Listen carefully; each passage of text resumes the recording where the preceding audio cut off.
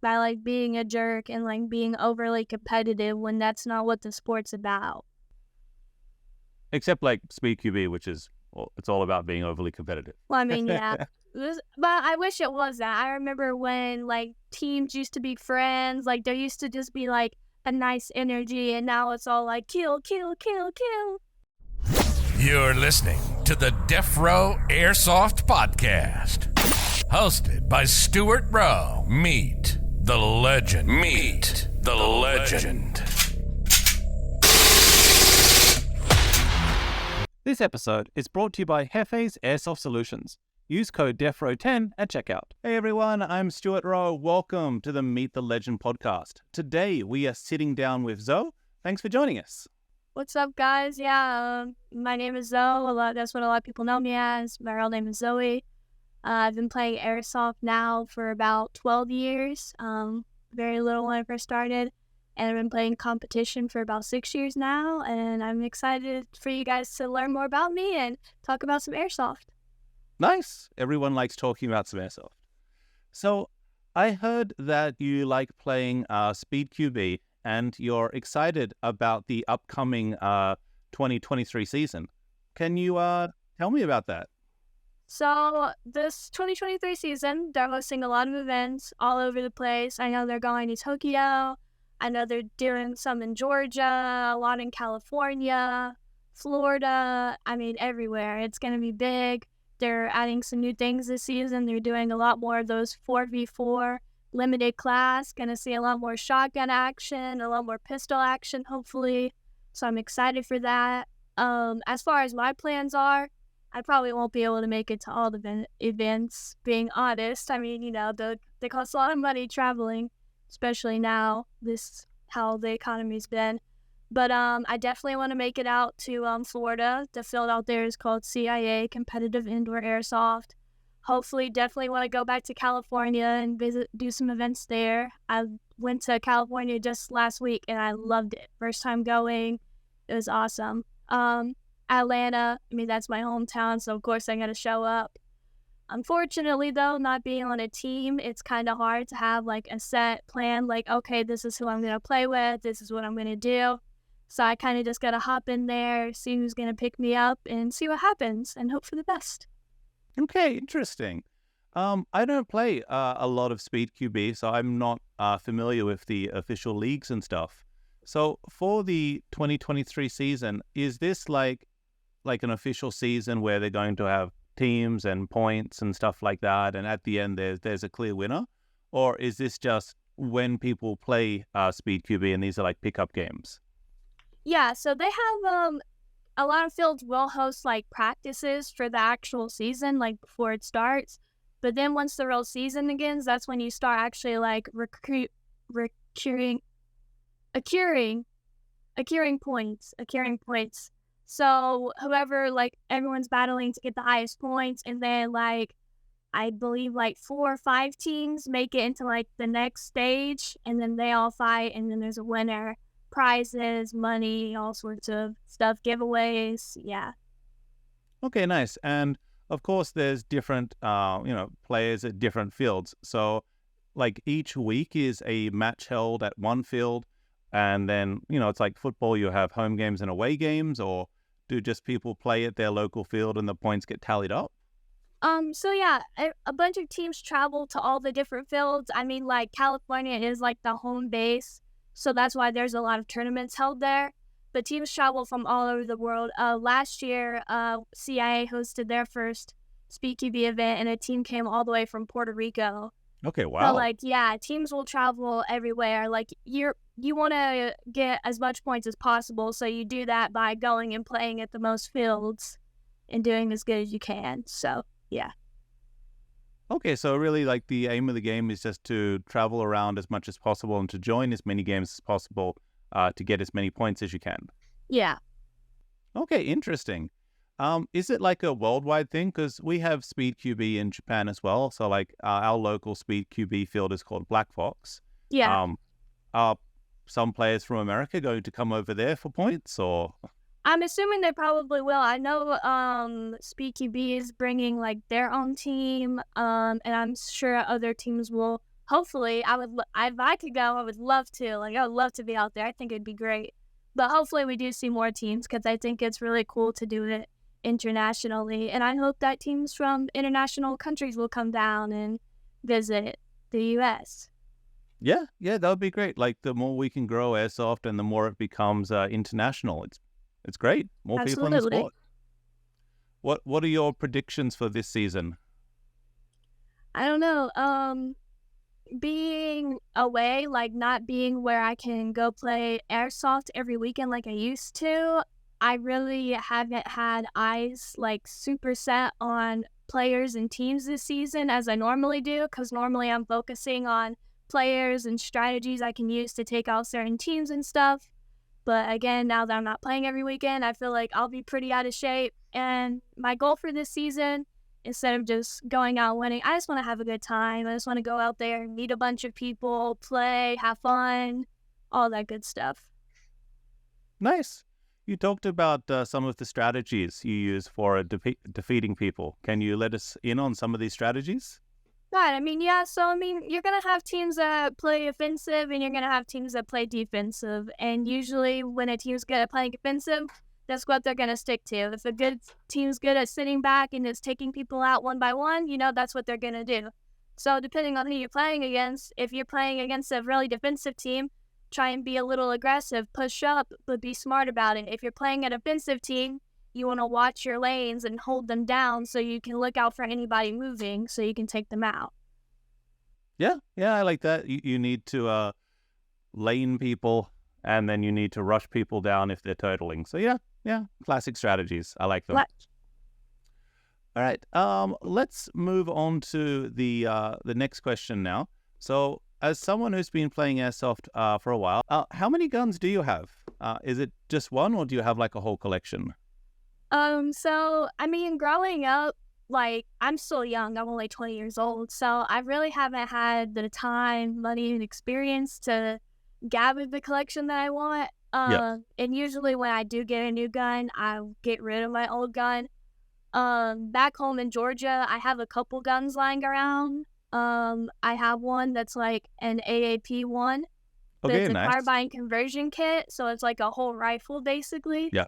And just the AAP is the lower. But right now with me, I just have my this is my SSG1 combat machine. Oh, nice. Yeah, I basically just changed everything on it. I changed the barrel, the stock. Luckily for me, like, it already came with the Polar Star in it, so I didn't have to do anything. It's just a jack. Nice. It's pretty stock though. I really haven't done anything crazy. Just added a bunch of attachments to it. Clear peg I like box. that clear peg box. I've never seen one of those in the wild before. They don't make them anymore. These mags too, the amphibian mags, they're hard to find. Just a basic gun though. I'll try and keep it simple. To me, it's not really about the gun. You can use any gun. If you're a good player though, you're gonna do better. That's what I believe at least. Yeah, exactly. It's not the gun, it's the player. But definitely having a hair trigger helps, I find. Yes, definitely having a speed trigger, not one that takes forever to pull down. That's definitely very helpful. Yeah. So why do you like this gun? So it's got a Polar Star in it, so it's definitely got that really good rate of fire and reliability. Is there anything else that you like about the gun? Just starting out, like, Polar Stars didn't used to exist. Like, that wasn't a thing. Like, very new. Even like high caps and stuff, that was not a thing. Like, we just had basic AUGs, basic guns with batteries. I remember my first gun was like a little $100 kit on Amazon, a little plastic M4, a shotgun, and some Springer pistols. And you thought you were like awesome, like the coolest kid in the neighborhood if you had that stuff. Springers, like they dominated everything in the late 90s. But then in the 2000s is where we started to get like AEGs and stuff like that. Yeah. So it's probably about 2011, 2012, around that time when I first started getting into it. Just growing up with all boys and stuff. But yeah, like I said, just growing from having a basic gun with a battery to this crazy thing with CO2 that you're carrying on your back. Like it's just, I don't know. It's just better. I'm not gonna lie. Yeah, I'm jealous. We're not allowed to use HPA in Japan. Oh, But that makes it more fun. I feel like for pistols, at least, I respect the hell out of somebody who can dominate the field with a green gas pistol. Yeah, that's what we do. And like my team, like just because of like YouTube and stuff like that, we run low caps. So like if someone's running a 1911, we'll have 7 BBs Wow. in the magazine, and we'll have like 8 magazines on our belt or something, just because it's fun, because you have to count your BBs, you have to do tack reloads and stuff, and it just makes a whole new like aspect to the sport. More But realistic, more challenging, totally, yeah. and it's just fun. Like when you have to do a mag change in the middle of a firefight, it's great. But Yeah. when I play like with my SpeedQB setup, where I just have like one little M4 or one like high capper that has like 300 rounds that you never need to reload, Mhm. it's very very effective. But Yeah, it's not as much fun. It's not as stressful. that's true. So what's your play style? Do you prefer to you taking the 7 rounds, or are you taking the 300 rounds? I mean, long term, it's got to be the 300 rounds. I love the challenge, but I guess it also depends on the situation, too. Like I was going to say, it's just nice, like, it's a lot less problems. AEGs have a lot of problems, and not only do they have a lot of problems, they're hard to fix. This thing, you crack it open, look at the gearbox, you can tell what the problem is. It's a simple fix. You buy a part and you put it on there. You close the gun back up and you call it a day. Yeah, I don't. I've just given up teching. I just break guns all the time. So I just have techs now. I give them the gun, I give them $50, and magic happens. Hey, that's what you gotta do, that's what you gotta do. I respect it. Yeah, I've tried teching before. I remember I broke my first M4, so I'm like, I don't care about this M4 anymore, so I'm going to use it to learn how to tech. And me and my teammates spent 10 hours on the weekend. We learned how to completely strip it down to like absolutely nothing, and then how to reassemble it. We changed the gears, changed the springs, all that stuff, and then we changed it from 18 RPS to about 40 RPS. Oh, wow. And it just became like a beam cannon. It was fantastic. But then we're like, well, that took 10 hours to do. We're never doing that again. Never. I don't blame you. I would not do that either. I could not. And I'd like lose for my anyone that mind. is a tech, like I love you guys. You are just the angels of this sport. So Yeah, shout out to our techs in the industry for you sure. are very, very much appreciated. I do not want to do this. Yeah, I don't blame you. Normally, I'm just like bringing it to my friend. I'm like, here, please fix it. Just, I can't do it. Yeah, definitely. I'm not willing to learn either. No, it takes so much time. And honestly, I'm too impatient. I can admit Yeah. that. Yeah. For me, I've just got these big hands. They just destroy guns. So. That's also fair. And now for a commercial break. Are you looking for a company that puts the community first? Look no further than Hefe's Airsoft Solutions. The founding principle of Hefe's Airsoft Solutions is to offer a way for players of all types to get the greatest experience possible. Their passion is making a difference in local communities and serving each of their customers with the utmost respect. Become part of the conversation by joining hundreds of fellow airsofters in their Discord server. There, you can find out about upcoming events, sales, giveaways, and more. Join us today and start enjoying all that Hefe's Airsoft Solutions has to offer. Together, we can make a difference in our community. And for listeners of the podcast, tap into the power of the code DEFROWE10 and save 10% on your next purchase at hefesairsoft.solutions.com. Some exclusions apply. The more you use the code, the more it helps the podcast. Okay, back to the podcast. All right. So let's move on to a different point now.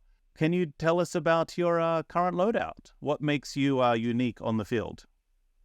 So it kind of used to be like people know me as just like I would show up in whatever. Like I never like fit into the norm, but I gotta admit now I definitely kind of have transformed. Like I used to be the player, like I wore a dump pouch in front of me, like in the front, like right underneath my stomach, if that makes sense. And people thought I was weird and quirky, but I was just like, it's whatever. I'm just playing and having fun. I see people do that, like you see like real soldiers is that setup. Yeah, but I've definitely just confronted myself now to honestly what's more comfortable to me more than anything else. And honestly, a lot of it comes with the fact that I still just don't have a lot of money. So like hand-me-downs are Yeah, always that'll do great it. and stuff. But right now I'm just currently rocking the new SpeedQB belt that came out. Okay, nice. You got Yep. blowback masters there. Yep, Blowback Master, shout out, Slaughter, shout out, Project Manicore. Okay, don't know them. BQB, yeah, got the dump pouch on the back, and then I just rocked the 3 mag and 4 pouch on the side. And then we have a little backpack here for my tank, and then just the chest rig on the front. Again, shout Hey, out nice. to the project. Oh, you're also with Slaughter. Okay, Rogue Customs also has tons of Slaughter stuff. The guy who runs Slaughter Project, he's such a great guy. Like, honestly, and then just basic knee pads. Other than that, a sweatshirt, a t-shirt, tactical pants, just the usual. Nice. So I can see that we have absolutely like opposite layout, opposite loadout. Yes. Like, you're what is it? High speed, low drag, and I'm very low speed, high drag. So Yeah, it's definitely a clip for me to be moving fast, being comfortable. That belt, I love it. I went from the one that just buckled in the front and actually having one that velcros and fits you a lot more snug. Because the problem with me is I'm pretty small, so Yeah. even the belt that I wore before this one would be really loose, and the plastic buckle would actually break often. oh no. That's not going to happen because it's completely Velcro. But I will say, I do want to get the hostile belt that HK Army just released. I think it's super cool. And I definitely look forward to hopefully purchasing that one as well. Nice. Like HK Army's got some really cool stuff. Like Yeah. we don't find a lot of their stuff in Japan, but I remember I went to like a Airsoft, I guess like trade show a few months ago, and they had just like a little booth from HK Army, and everything they had was so cool. Like all of their version of dye masks were really cool, and they had like all these really cool headbands. Yeah. And I'm like, hey, that's great. I got like a red Louis Vuitton one. I'm like, this is Gucci. This is great. And you don't see this like at any other store in Japan. Like we don't have stuff like this because there's no paintball culture here. So Yeah. what's your favorite stuff from HK? Yeah. I mean, that's just a crazy thing that a company that produced only paintball has been influenced so much by airsofters to the point where they made their own airsoft brand after they've been running the paintball for so long. Like, that's really cool for me to see that. As someone who's been doing this for so long, I mean, that's crazy. Yeah, it's great to see companies just diversifying and releasing new products that people actually want. It's great. Yes. So definitely They're finally hearing the people, and it's great. Yeah, we would love some more HK Army stuff in Japan. Next time I'm over in the US, I'm just going to buy a ton of stuff and just bring it back in my suitcase because I'm not paying international shipping. No one's got that much money. Yeah, that's fair. Yeah, no. I mean, hey, maybe just send a message out. Marky HK Army, send a message to him and just be like, listen, Japan, we need it. Let's go. Yeah, I've tagged Never them in know. some posts. Yeah, But yeah, I'll try to get them to bring out some more stuff. that would be awesome. All right, so what is Airsoft like in Atlanta? Is it everything that the Donald Glover show makes it out to be? I think it's great. Sadly, I feel like only one field really gets the highlight in Georgia. Everybody talks about it, SS Airsoft. I mean, if you're known in the airsoft industry and you've done some traveling, you probably know what SS is. And SS is great. I love that there's a SpeedQB field in Georgia. I love there's somewhere I can go to play on a competitive field. But to me, I would like to bring highlights to the other fields that are there because I feel like going to more than one place is fun and, it's a different experience. One of those fields, which to me, in my opinion, is my number one field. I love it. It's my home away from home. If I'm bored on the weekends, I'm going there. It's GE Airsoft. It's in Georgia as well. It's inside a mall, so it's awesome. You're hungry, you can go grab a snack. You want to do some shopping before you play Airsoft or after, go shopping. It's a pretty big field. It's indoors. I would describe it as maybe like a pretty large CQB field. It's very close quarters, not really any buildings. It's just a bunch of barriers placed around. But it's awesome. It's super competitive, super aggressive. Kids play there all the time. It's very friendly there. Like, you're not going to really run into any problems or anything like that. The owner is great. Only thing I'd have to say is if you're looking for more of a store to go to rather than a field, I mean, SS is going to be the place to go. They have the most stuff. But, I mean, GE is just a great field. I love it. And then SS is great. I haven't seen their open play field in a while. But from what I remember, the field is really great. The refs there are good. The owner is really nice. So either field you go to, and those are both indoors, you're going to have a good time. Outdoor-wise, I don't really go to many outdoor fields. The field that I grew up at was indoor. It was called All-Star Airsoft.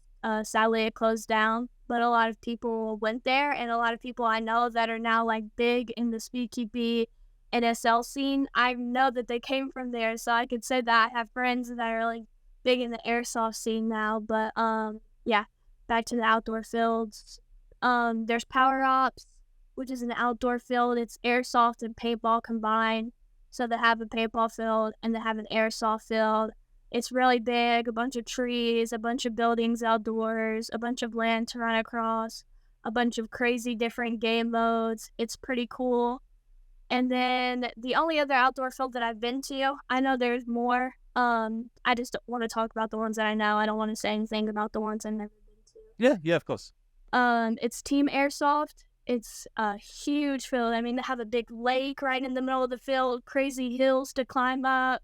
They do crazy events. The only event that I did there was a zombie event, and it was like daytime, just regular game modes. They're about an hour long, I want to say.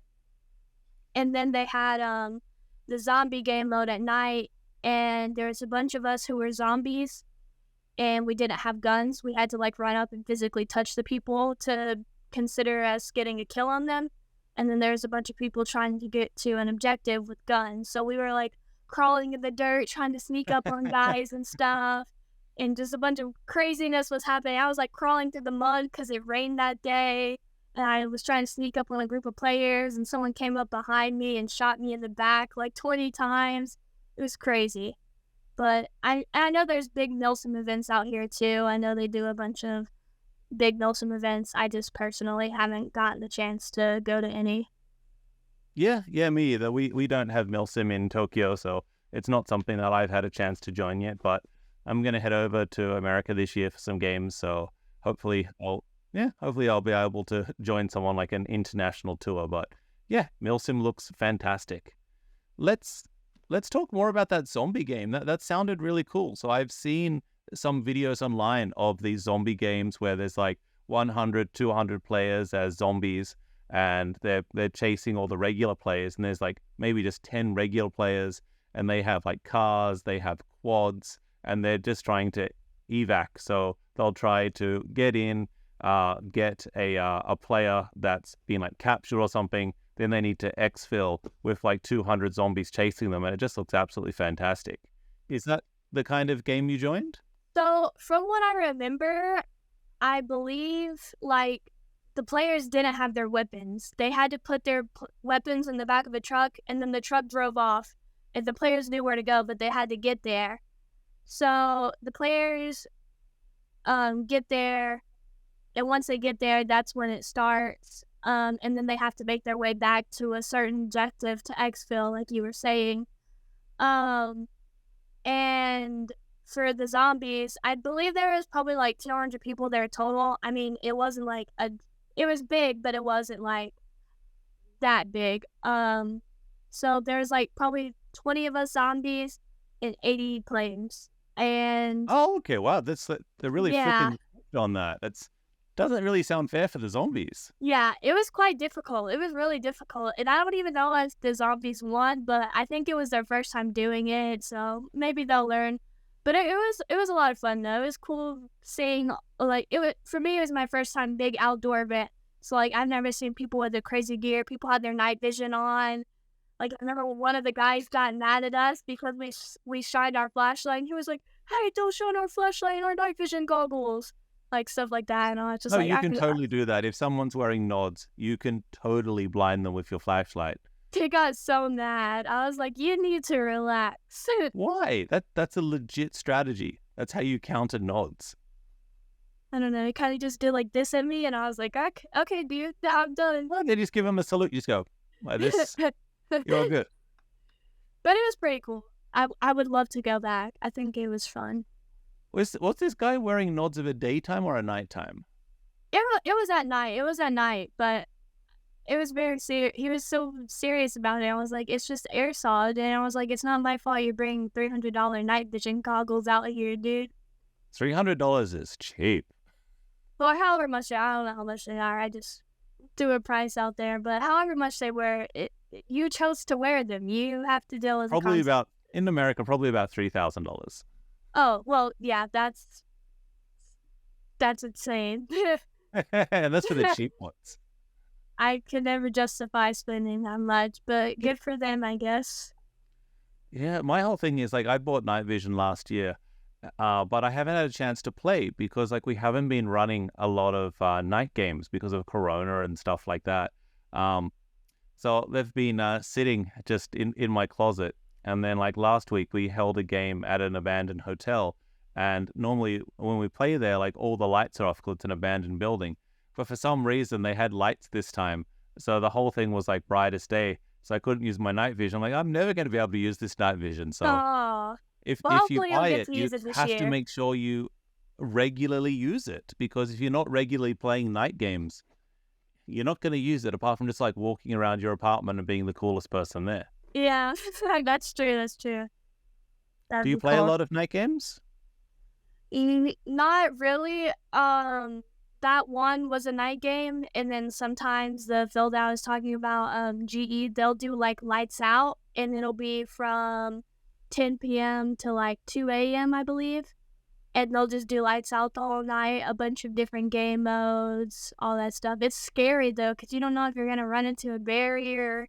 If you don't have your flashlight, you don't know if you're going to trip over somebody, or even better, you don't know where somebody's going to be at, lurking in a corner, ready to shoot you. As soon as you use your flashlight, you just reveal your location. So yeah. I know. In one of our local fields, we'll do like some games with like the lights off, but we're not allowed to use night vision because it's unfair to the other players. So it's just a bunch of idiots running around in the dark, hitting things and falling over. It's just their worst game. It's not fun. Yeah, that does not sound very enjoyable. I don't know. I feel like if you have tracers too, like if you even know where your bullet's going, the person that you're shooting at is gonna know where you're shooting at too, because you're gonna see the stream of bright ass BBs flowing towards them. Yeah. I'm using a what is it called? Bifrost tracer at the moment. I love it. I love the Bifrost. It's so bright. It's so bright. Like I watch videos and my whole screen flashes when I shoot, and I'm just like, oh my god, it's crazy. I decided just for fun that when I was playing in the forest last week, just to bring bio BBs so I could just run the Bifrost. And it was actually like dark enough in the forest, like over daytime. There was enough like shade and stuff like that you could actually see the Bifrost like for every shot. Like, oh, this is cool. You couldn't see the tracers though, completely useless. But then as soon as it got to like 4 p.m., like the sun went down a little bit, and then you could just see the tracers perfectly. And I was the only one running tracers, so you just see anytime I started shooting, everyone would know where I was because they just saw like a stream of BBs and all the flashes coming from Bifrost, and it's so ridiculous, but it's just so much fun. I love it. It reminds me of like a laser gun. Yeah. Pretty cool. Yeah, don't put it on your gun if you want any type of any type of realism. Like no.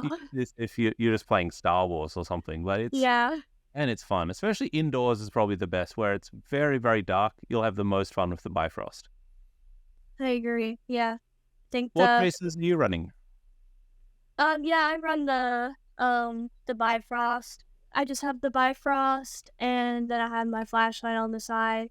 But honestly though, my flashlight, I try not to use it as much, just because we're not allowed to use it in SpeedQB tournaments. Really? Why is that? You used to be able to, but a lot of people complained, one, that they would get blind right off the start if someone strobed their lights. Yeah, Out that's the player? what you use it for. That's I why you know, blind but a people. lot of people complained about it, and a lot of people made the point that the refs can't accurately see if a BB hits a player or not because of how bright the light is. So they I banned don't know. flashlights. Like, if someone isn't using a tracer, a flashlight's actually a great idea because it illuminates the BBs and allows you to see your shots better. But I'm not sure if that is... I know, like, if you're the person shooting, you can definitely see the BBs better. But I haven't thought about it from a ref's perspective. Is it harder for the refs to see when someone's using a flashlight? I mean, I'm assuming it probably is, but I've never been a ref, so I can't say. But that was the point that people were trying to make, that refs weren't able to see people getting hit because of the light, and then, yeah, people getting blind off the break and not being able to see because of it. Yeah, well, I guess because SpeedQB is a sport that it's going to use more sporty rules, so it has to be fun. They try to make it the most fair and the most fun, I guess, yeah. Yeah, and there's different types of airsoft. Like SpeedQB is going to be all about fun and efficiency. Milsim is going to be no fun, and it's just all about simulation. So you'll carry heavy things of water. You'll carry a radio on your back. You'll be in full kit with real armor that you don't need, but you'll do it because it's part of the cosplay. It's part of the LARP. So you've got really just LARPing versus sport is like the two ways that you can look at it. And then, weekend pickup games are in the middle. And I find that's where there's always like the most difficulty, where you have like a Milsim player and a SpeedQB player, and they're playing the same game, but they've got different rules. And that's where all the conflict comes from. Well, I mean, you also have those players that I feel like they take it way too seriously, like in certain situations. Like at the end of the day, it's a competition, and I get it. You want your name to look good. But there's a certain point to where if you get like too competitive, you're going to become an asshole. And you're going to look like an asshole, and everyone's going to see you as one. So I don't feel like you're really accomplishing anything by like being a jerk and like being overly competitive when that's not what the sport's about. Except like SpeedQB, which is, it's all about being overly competitive. Well, I mean, yeah. But I wish it was that. I remember when like teams used to be friends, like there used to just be like a nice energy, and now it's all like kill, kill, kill, kill. No friends, all enemies, don't trust anybody. But that's not how it used to be when it first started. But everyone's still friends like before and after the game, right? Because I always see like for games, like you rock up and everyone's in the safety area and everyone's cool, and then you go to the field, and on the field, like you're definitely trying to kill each other, but as soon as the game's over, like you're back to being friends again. Yeah, I mean, between certain teams, there definitely are like certain teams that are friends, but then there's also teams that have their beef. There's teams that love to cause drama. There's teams that just think they're better than everybody else. I mean, you're gonna have all different types of players on different teams, all different types of teams. So, I mean, yeah. But there are players who like really get like down and dirty with each other and like fight and argue and cause drama. Can you give me an example? Like, who are the teams that are causing the drama? I mean, it's just a bunch of different teams. I mean, I don't want to put anyone in the spotlight, but Yep. I've seen videos where people post someone blatantly cheating, and those teams are like, no, you're a cheater. No, you're a cheater. No, you don't call your hits. No, you don't call your hits. No, the refs obviously are biased toward your team. No, the ref is biased toward your team. I mean, all sorts of different genre. And it didn't used to be like that. It used to just be a competition where people shot each other. But now it's all drama, drama, drama. So it's just people acting like 8-year-olds. Yeah, pretty much. And it's sad to see because I feel like it's not necessary. But people love to be childish, and people love to start rumors and just the most bizarre things. Yeah, well, it's airsoft, where adults playing a child sport, so it's gonna happen. Sad but true. All right, let's change the topic up now. So you've been playing Airsoft for quite a while, and you've talked a lot about strategies, you've talked a lot about improving, you've talked about like different skills and stuff like that. So can you tell me about how you've improved over the years at Airsoft, and what are some cool techniques, some skills, some hints, some tips that you can share with other players? Yeah, so when I first started out, I mean, I was very intimidated. I was very scared. I just kind of wanted to sit and spawn all day and like hope nobody would run up on me and shoot me.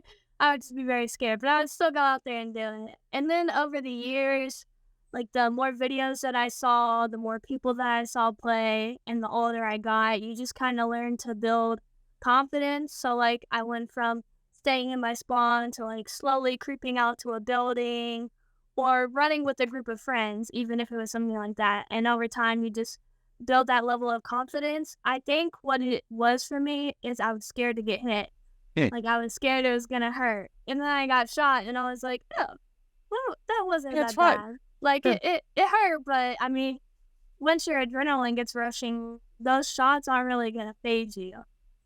I mean, your adrenaline gets rushing, that's not really going to still.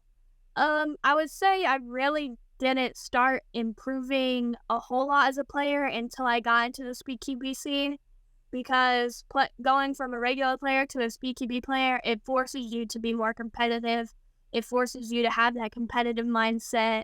So even then, SpeedQB, I started out as a back player because I thought it was the safest to be a back player. No one's going to really target you until the front players are out.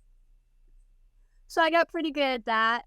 And then I was on this team, and they were like, you're small, why don't you try to be a front player? And again, I was scared. I was like, no, I don't want to get shot by all 5 people on the team. But again, I forced myself to do it, and I got out there, and I played those small positions. One of the things I was known for is like not being seen, so I would kind of sit in one of the small barriers. And I remember specifically one time there was like 4 people left on this team, and I was the last one alive on my team, and they were walking with a flag because they thought everyone was dead and they had plenty of time left. And I was just sitting there, and I like peeked around the corner and saw them, and I shot 3 of them, and then someone ran up on the other side and got me. But I was like, wow, I really just did that. And so then again, I started to get a little bit more confident, a little bit more comfortable with it, and being able to go out. Now I'm not really scared. Now I can hold down a lane. Now I can play pretty much any position I want, just because it's the skills, it's the mindset. It's all about your mindset. I feel like if you believe in yourself and believe in your confidence and like aren't scared to get hit, then you're going to perform a lot better than if you're scared, nervous, anxious. Because I mean, let's face it, once you get a kill, that's when your adrenaline starts rushing. That's when you're like, okay, I can really do this. I can really it's kill me versus him, and I won. Yeah, exactly. So yeah, I feel like that's definitely the thing you got to focus on the most is your mindset. Believe in yourself. Believe that you can do it. Be confident in yourself. Be confident in your skill, but practice too. Don't feel like you can sit at home and do nothing. Sit at your door and practice your peeking. Practice staying tight and keeping your shoulders and your elbows tucked in so your body isn't sticking out. Whatever's comfortable to you. To me, I'm comfortable playing on my knees a lot. I really don't stand up. To me, I like to keep a low profile. I feel like it's harder for someone to see me if I'm crouched down and sitting below a bunch of barriers, as opposed to having my head and any other part of my body sticking out. To me, I like to play low, so I play on my knees a lot. It all just depends on what you're comfortable with. I mean, people who are tall, they're probably going to stand up because they have the advantage of being able to jump up and see over the barrier. I can't do that, so playing low is my strategy. So whichever one you want. I mean, practice what works for you. Practice jumping and being able to see over something. Practice playing low and peeking. Practice moving. With me, back home, I have hardwood floors. I used to practice my slides. So I would just slide across the ground and practice like smoothly moving, but keeping my gut up at the same time. So if I needed to shoot, I could. There's so many different things you can do to practice, and you can do it at home. You don't have to do it at Airsoft. Yeah, I can't do it at home. I've got a tiny Tokyo apartment. I cannot run nor slide around it. But yeah, if I was back in Australia, definitely I'd be able to do that. Yeah. But I mean, still just practicing your peaks, practicing. I mean, I can't switch my hands, but if you can practice the ability to do that, that's good for you. Me, I just feel a lot more dominant shooting with my right hand rather than Well, of switching course, over to everyone's my going to have a left. dominant hand. Yeah. And I feel like I can perform well. I can shoot to the left with my right arm, so I don't really feel the need to. But for those that want to learn, I mean, you can practice just doing that over and over again. You can learn it. You can learn any skill when it comes to airsoft, I feel like. Yeah, I hate using left-right switch or offhand shooting. Like, I've been training on it the last few years, and I can do it, but I'm not comfortable with it. It makes me very uncomfortable, yeah. I agree. I'm so much more accurate with my right hand. I'm just so confident using this, but when I switch it over, I don't like it. I can do it on small guns quite well. So when I run an ARP9, I have no problem switching to my left side. But when I'm using a longer M4 platform or some type of like long boy, it's really hard for me for some reason. So Yeah. I just don't. Actually, some advice from Rogue was like, don't use offhand shooting. Instead, just use a switch. So like you'll be holding it here, like with your right hand, and then instead of like switching to your left, when you go to the left-hand corner, you just switch your hands like this. So you just hold the gun, especially if it's stockless, it's no problem, and then you can get the same angles. So you just switch it up. But yeah. Okay. And that way you can still that. have your right arm, but you can be right-handed and you can be shooting offhand. And it looks stupid, but, you know, if it works, it's not that stupid. No, I see that. I don't know. I feel like different things just work for different people. For me, I'm right hand, right arm dominated. So, like, Yeah. my left arm is weak compared to my right arm. Oh, So for me, mine it's too. kind of shaky, especially if you're holding a position for a while. Like, it's going to start to hurt. So, I mean, if you're switching between, I guess it would be good because your left arm is going to gain more strength doing that, and you're going to gain more stability doing it. But if you're comfortable and you're right hand dominated, I mean, I think you can do it without having to switch arms. Yeah. Yeah, that's also like a good point. If you want to like just do some training at home, just train holding your bloody gun up, because Yeah. that's what half of airsoft is. It's just holding a position where you can't put your gun down, and holding it up hurts. So yeah, just practice like watching the TV, just holding your gun out and Yeah, no, it does switching get in the hurt. commercial breaks. Yeah, it does get very hard after a while. It really does. Your shoulder starts hurting, your forearm starts hurting. You're like, oh man. Whew. It's a workout though. Yeah, There's it is. also The only workout. reason why I'm in like somewhat acceptable shape is because of Yeah. it. It's the only exercise I get. I feel it when I don't play for a while. I go back out after not playing for a while. Like, I just traveled back about 3 weeks ago, and I felt it playing again. I was like, oh man, I am out of shape. Yeah. Like, it was hard. I woke up sore the next day, and I was like, oh my goodness. Yeah, but you're 20. You're like naturally in normal, like good shape. I'm almost 40. Like for me, just like walking upstairs is hard. That's true. That's true. I wish. I do feel like I have the back of like a grandpa. Yeah, okay. I don't know. Maybe it's, I mean, like I said, I play on my knees a lot when I play, so I feel like that's probably fucked me up a little bit, but it's okay. Yeah, that's fine. Just have some good knee pads. I hear Hatch makes the best knee pads. The only reason that, well, these are Hatch, yeah, I love Yeah, these. okay. Well, you got the good stuff then. They're a little torn up, but they've lasted a long time. I really like them, and they slide like butter. Yeah, I've got Hatch stuff I've been using for 15 years, and it's still usable. It doesn't look, it's not pretty anymore, but it's usable. And affordable. Yeah. Affordable. I agree. Yes, it's a really good brand. All right, so let's look at a field review now. What is the name of the field that you'd like to talk about? It's SS Airsoft. Okay, and where is this field located? It's located in Sugar Hill, Georgia. Okay, and what type of field is this? It's an indoor CQB field as well as a SpeedQB field, so 2 different fields. Okay, cool. So what is the design of the field like? So their open play field is pretty big. 2 spawns, one on each side, obviously. A bunch of buildings, a whole bunch of different buildings. I wouldn't really say it's open just because it's pretty congested with all of the buildings, but it's nice too. Has a 10-foot minimum engagement distance. They do a bunch of different game modes: King of the Hill, Domination, all the good stuff like that. But yeah, the field just has a lot of buildings. It has a couple alleyways. Like, it definitely does has a couple paths if you know the building well enough for you to run down if you prefer being more aggressive and not being defensive through the buildings. There are a couple paths you can take, like, closer towards the enemy spawn.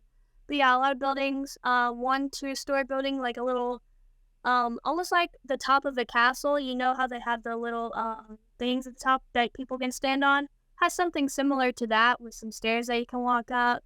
But yeah, just a bunch of different cool, unique buildings. Oh, that sounds fun. It's always nice when you get a multi-story battle and you can take the high ground and just rain down fire on people. It's fantastic. Yeah. All right, so what's the condition of the field like? Is everything like new, or is everything like old and dilapidated? No, it's pretty new. They update stuff all the time. They move the building around. Not the building. They move It's the like picked it different up and just carried it buildings. somewhere The else. buildings inside the buildings. They move their stuff around now and then. They have a big ass like tank thing, a couple cars, just a bunch of random stuff all throughout the field. But it's supposed to look like a war zone, what I'm guessing, because a lot of the stuff just kind of looks like run down. But that's like the theme. I'm guessing. So I believe it is the theme. But yeah, it's pretty cool. Nice. Okay, what about the rental equipment? Do they have like just like current Lancers, or are they running something else? Their rental equipment is G&G combat machines, and then like the basic dye mask. So yeah, that's their rental equipment. Mags, you get a bag of BBs. But like I said, their store is huge. So usually when players come to play, if they have a good time, they usually leave with something. But yeah, the rental equipment is pretty good. Nice. It's really cool that you have like dye masks for rentals. Like, that's nice. Yeah. Okay, what about like food? Is lunch provided? Can you get food easily in the area? Do you need to drive somewhere? Yeah, so it is in a pretty populated area, so there are a bunch of food places outside. I know there's a gas station as well that a lot of people like walk to, because you walk right outside of the building and go straight, and it's right there. As well as they do have a concession stand that's open during certain hours of the playing time. So they have like hot dogs, pizza, nachos, a bunch of different random chips and Yep, candies. the three American foods we know you for. Yes, junk food, basically. Yeah. So yeah, they do have that, and then they have a little lounge for the parents and stuff to sit in and relax where the kids are playing. Nice. It's always good to have that parents' lounge. Yes. All right, what about photos? Do they like take good photos of the players during the match so people have stuff to post to social media, or do players like need to take their own photos? I believe they will take photos of certain players. I mean, if you go up and ask, they probably would. Like, I know some of the refs do, but I also know they have a photographer that they hire for certain events. So like, I know SpeedQB, they take pictures. They take a bunch of pictures for their profile for their Instagram. So I mean, they're taking pictures of stuff all the time. But I think a lot of the stuff they do is more staff oriented. So they're taking videos of a lot of reviews of different guns with staff, or just posting random pictures of maybe like the pregame lobby, certain things like that. Bunch of guns, the inside of the store. That's usually the kind of things that they post. So if you want to be on their Instagram, you just basically go up to the staff and say, "Hey, I'm cool. Take pictures of me." And Yeah, pretty much. all right, that makes sense. What's the security like? Are people going to walk up and snatch your stuff, or are there cameras? Are there lockers? There are cameras now, and I was so disappointed because one of my first times going there, it was just after I had bought a brand new GoPro and a brand new HPA tank. And the night that I bought it and went to SS to play with it, it got stolen. Damn. And they didn't have cameras. So now, thankfully, they Well, do apart from have the person cameras. that stole your GoPro, now they have a camera. Yes, that is true. Sadly. So yeah, the wrong person had cameras. Yes, they did. But yeah, now they have cameras, so now they check. But I don't really think stealing is that big of a problem, just because I don't feel like people do that on a normal basis there. But it has happened, so now thankfully they have cameras. Yeah, I'm sorry to hear about that. It always sucks when someone steals your gear, especially when it's brand new. That's never any fun. I didn't really care about the tank. I was just so sad to lose the GoPro. I was so excited to start recording, and just it was heartbreaking. But it is what it is. Yeah.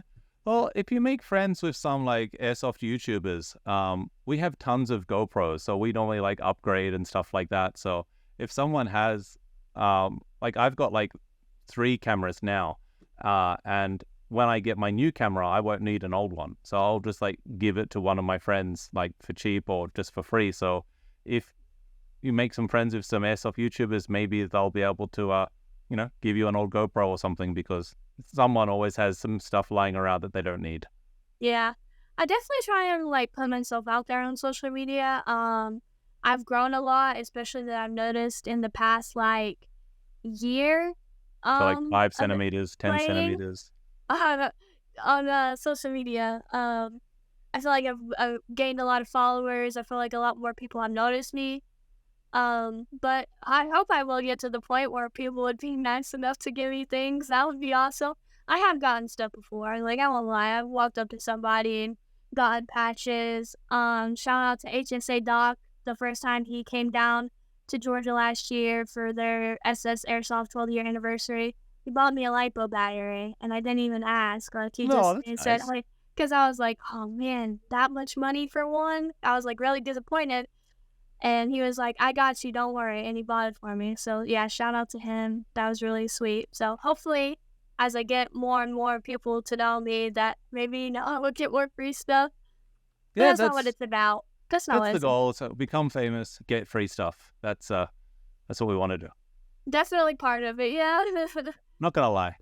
Yeah, it's true. All right, cool. What are the refs like on the field? I haven't played that in a while, but from what I remember, it was dependent on like the refs that they hired. Like 1 week I would see a completely different set of refs from the week before. So I guess it just depends on each type of ref.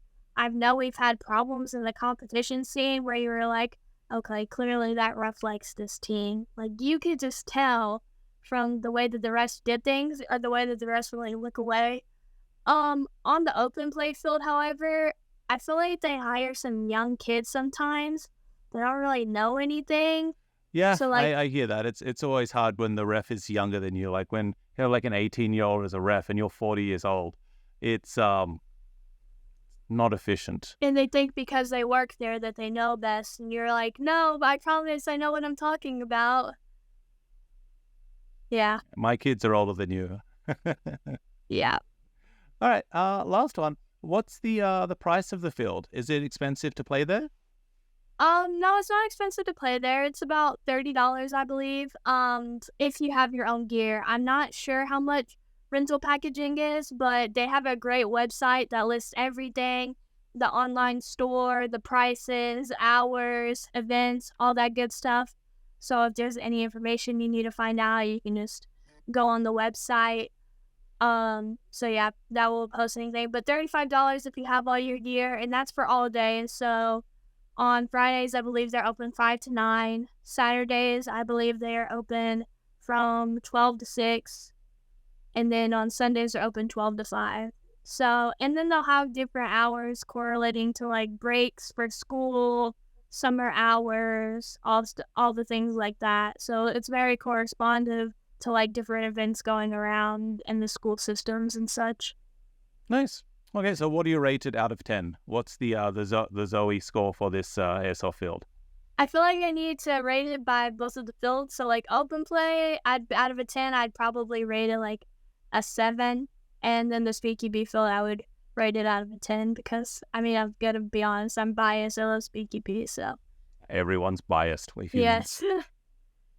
But some people won't be able to admit it. Oh, definitely. We just call those people Americans. True. All right. For our last point of the podcast today, I want you to think back and share your best experience playing airsoft with us. So what is your best experience playing Airsoft? Oh, man, that's a tough question. It's gotta be when I was a kid. The field that I was talking about before, All-Star Airsoft, they would have these lock-in nights from like 8 p.m. to 8 a.m. And we would just play Airsoft all night long. All me and my friends would hang out. We'd eat pizza. They'd give us breakfast in the morning. Like, it was just great being a kid. And then back then, like I said, that's when there was like no drama. It was all fun and games. Everyone just got together. Everyone was all around each other. We just had a great time playing, and I miss that a lot. I just miss having those bonds. But yeah, this is definitely my most fun memories of playing Airsoft. Yeah, it's definitely great when you just chill out with your friends, eat, drink, shoot each other. That's what it's all about. Yeah. All right, cool. So that's the end of the podcast for today. For the last part, let's do some shout outs. So think of some friends, teammates, sponsors, anyone you like, and feel free to shout anyone out. The mic is yours. Yeah, so there are a couple people that I would love to shout out. Shout out to Row Customs. Actually, one second.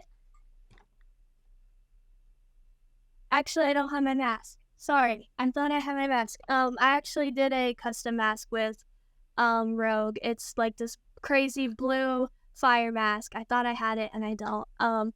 But I love it. It's crazy. Shout out to him. He's a great guy. We have great conversations, just about Airsoft, life, anything. Shout out to Slaughter Project. I'm so happy that he's out there doing big things now and more people are seeing his brand. Shout out to SpeedQB. Can't wait for the season. Shout out to Little Miss Airsoft, Mama Yaga. Yeah, she's great. Yep. Jenny Lynn, all my wonderful Airsoft ladies out there. I love those guys. They're like my second family. Shout out to all the players that play Airsoft. I'm so happy that we have the community that we have.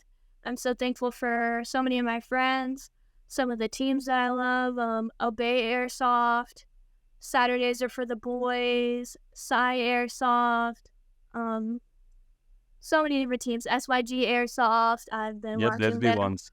ever since I was a little kid. There's an inspiration to me. Shout out to all the teams out there grinding. They're working their way up. Shout out to all the new teams working hard to make a name for themselves. And yeah, just shout out to the community for being as great as everyone else is. Nice. Yeah, we are a pretty amazing community. All right, so thank you very much for joining us today. This episode is brought to you by Hefe's Airsoft Solutions. Use code DEFROWE10 at checkout.